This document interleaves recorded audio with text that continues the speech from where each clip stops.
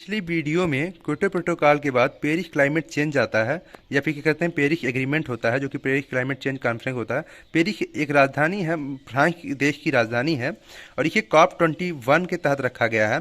ये conference of parties जो होता है UNFCCC द्वारा आयोजित किया जाता है। 2015 में ये पेरिस का एग्रीमेंट हुआ था। इसमें जो है मुख्य उद्देश्य था ग्लोबल टेम्परेचर की वृद्धि को 2 डिग्री सेल्सियस मतलब 3.6 डिग्री फ़ारेनहाइट से कम करके सीमित करना और खासकर की वृद्धि को 1.5 डिग्री सेल्सियस तक सीमित करना था। इसमें सभी पक्षों द्वारा अपने अपने राष्ट्रीय स्तर पर योगदान देने की बात कही गई। इन प्रयासों के लिए प्रतिवर्ष 100 बिलियन अमेरिकी डॉलर के संग्रह के लक्ष्य को 2025 तक करना और उसके बाद नया लक्ष्य निर्धारित करना। ध्यान दीजिएगा, इसके पहले जो क्योटो प्रोटोकॉल हुआ था इसी में कार्बन ट्रेडिंग की बात हुई थी, जिसमें कार्बन का व्यापार होता है एक देश से दूसरे देश के बीच में। आगे बढ़ते हैं, कुछ गोल्स निर्धारित किए गए थे विश्व में। पहला था मिलेनियम डेवलपमेंट गोल्स MDGs, जो कि 2000 में शुरुआत किया गया था। 2015 इसका लक्ष्य रखा गया था, जिसमें 8 मिलेनियम गोल्स रखे गए थे। तो 8 गोल्स क्या है, इनको समझने की कोशिश करिएगा, बहुत ही इंपॉर्टेंट है।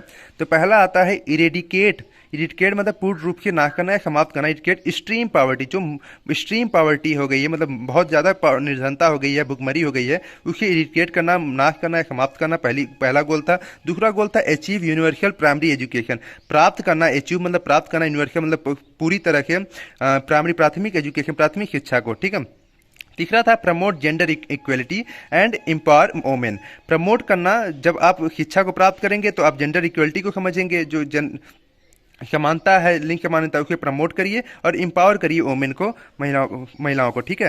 फिर चौथा था रिड्यूस चाइल्ड मोर्टेलिटी, मतलब जो शिशु मृत्यु दर था उसे कम करने की बात की गई चौथे गोल में। पांचवें गोल में था इम्प्रूव मैटरनल हेल्थ, जो मातृ हेल्थ था, स्वास्थ्य था, उसे इम्प्रूव करने की बात की गई। छठवें में था इनका combat HIV AIDS and malaria and other disease, जो रोग हो रहे हैं उनसे लड़ने की बात की गई है और उन्हें कॉम्बैट मतलब उसको खत्म करने की बात की गई है। सातवां था इंश्योर करना इन्वायरमेंटल सस्टेनेबिलिटी, जब आप इन सब चीज़ों के मजबूत हो जाते हैं तो आप सातवें में इंश्योर करिए जो पर्यावरणीय सततता है उसे आप इंश्योर करिए। और आठवें में था ग्लोबल पार्टनरशिप रखिए, फिर उसके बाद वैश्विक स्तर पर पार्टनरशिप बनाइए डेवलपमेंट विकास करने के लिए। तो ये मिलेनियम डेवलपमेंट के 8 गोल थे। पहला था, आपको फिर से बताने की कोशिश करूंगा, पहला था पूर्ण रूप से पॉवर्टी को खत्म करना, हंगर जो भुखमरी है उसे खत्म करना। फिर यूनिवर्सल प्राइमरी एजुकेशन को अचीव करना, प्राप्त करना है आपको, प्राथमिक एजुकेशन शिक्षा को। फिर तीसरा था प्रमोट करिए जेंडर इक्वलिटी को और एम्पावर वुमेन को।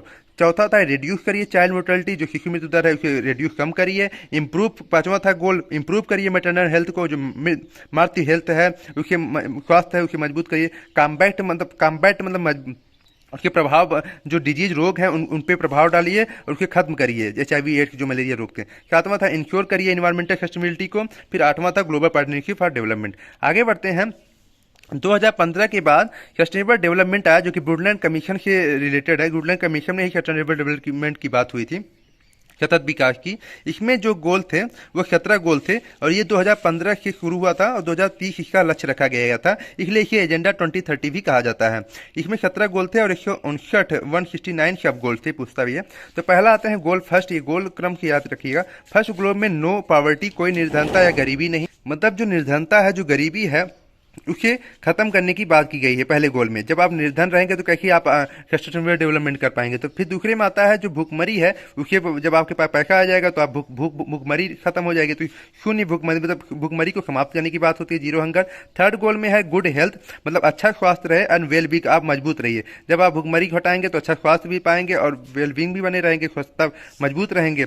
फिर गोल 4 में क्या होता है, क्वालिटी एजुकेशन, मतलब गुणवत्तापूर्ण शिक्षा दी जाती है। जब आपका स्वास्थ्य अच्छा रहेगा, पहले निर्धनता को हटाइए, फिर भुखमरी को हटाइए, फिर हेल्थ मजबूत करिए, फिर आप क्वालिटी एजुकेशन मतलब गुणवत्तापूर्ण शिक्षा प्राप्त करिए। फिर जेंडर इक्वलिटी, जब शिक्षा प्राप्त करेंगे तो आप वहाँ पे जेंडर इक्वलिटी की बात समझेंगे, लिंग समानुपात की बात करेंगे कि सब लोग समान है। फिर गोल 6 में आता है क्लीन वाटर एंड सैनिटाइजर, मतलब स्वच्छ जल और सैनिटाइजेशन की कोविड का भी हुआ था आपका। जब स्वच्छ पानी पिएंगे तो अच्छी बात रहेगी ना, तो स्वच्छ जल मतलब स्वच्छता को रखिए। स्वच्छ जल देखिए, प्रदूषण की वजह स्वच्छता में कमी आ रही, वाटर में स्वच्छ जल नहीं मिल पा रहा। सैनिटाइजेशन, स्वच्छता रखिए अपने पास। फिर एफोर्डेबल मतलब एफोर्डेबल मतलब योग्य हो जाइए, एफोर्डेबल योग्य हो जाइए एंड क्लीन एनर्जी, सस्ती और स्वच्छ ऊर्जा आपको मिले, सस्ती और स्वच्छ ऊर्जा आपको प्राप्त हो, ठीक है। एफोर्डेबल मतलब जिसे आप खरीद सकते हैं, जितना एफोर्डेबल कर सकते हैं। फिर decent work and economic growth, मतलब अच्छा काम करिए। डिसेंट वर्क मतलब अच्छा कार्य करिए और आर्थिक विकास में योगदान दीजिए अपने देश में और विश्व में भी। फिर गोल 9 आपका आता है इंडस्ट्री, इनोवेशन एंड इंफ्रास्ट्रक्चर, मतलब बुनियादी ढांचे जो है आपके इंडस्ट्री मतलब उद्योग, फिर इनोवेशन मतलब आविष्कार करिए, फिर इंफ्रास्ट्रक्चर जो बुनियादी ढांचा है उसमें प्रभाव डालिए। ये आपका गोल 9 के अंतर्गत आता है। गोल 10 जो है वह रिड्यूस इनइक्वालिटी, जो असमानता है उसकी कम करने की बात करती है गोल 10 में, ठीक है, पूछता भी है। और गोल 10 के बाद गोल 11 ये पूछता है सस्टेनेबल सिटीज एंड कम्युनिटी किस गोल में आता है, तो गोल 11 के तहत आता है। मतलब जो सस्टेनेबल सिटी का जो विकास हो सस्टेनेबल तरीके से हो, मतलब सतत शहर का विकास हो और वहां का जो समुदाय हो वह भी सस्टेनेबल हो, ठीक है।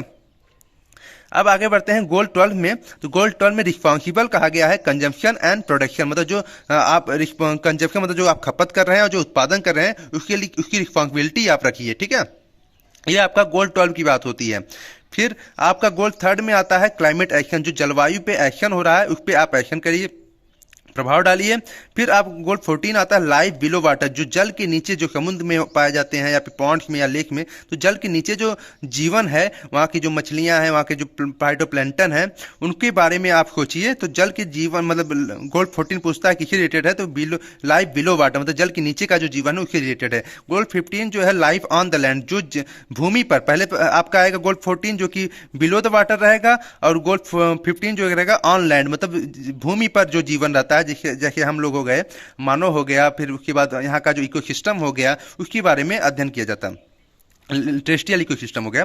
फिर गोल 16 में अगर हम देखें तो आपका peace and justice strong institution, मतलब शांति और न्याय को मजबूत संस्थाएं देना, ग्लोबल स्तर पर, अंतर्राष्ट्रीय स्तर पर एक क्या कहते हैं कि न्याय का मजबूत संस्था बनाना, ठीक है, जो कि एक मजबूती प्रदान दे। फिर उसके बाद आपका राज्य के स्तर पर, स्टेट के स्तर पर, देश के स्तर पर भी आपको शांति बनाए रखना है, जस्टिस देना है, शांति बनाना और न्याय देना रहना है, उसकी मजबूती आपको बनाए रखनी है। 7वां गोल था वो partnership to achieve the goal, इस पार्टनरशिप बनाइए, एक लक्ष्य प्राप्ति के लिए साझेदारी पार्टनरशिप बनाइए आप, जिससे हम इस लक्ष्य को प्राप्त कर सकें। टोटल 17 गोल को, इन 17 गोल्स के अलावा 169 सब गोल्स हैं, इन्हीं के सब गोल्स बनाए गए हैं। लेकिन ध्यान दीजिएगा 17 गोल्स और 169 तो बहुत ज़्यादा हो जाएगा, 70 गोल काउंटेड है। अब बस इतना जानते रहिए कि 169 सब गोल्स हैं बस।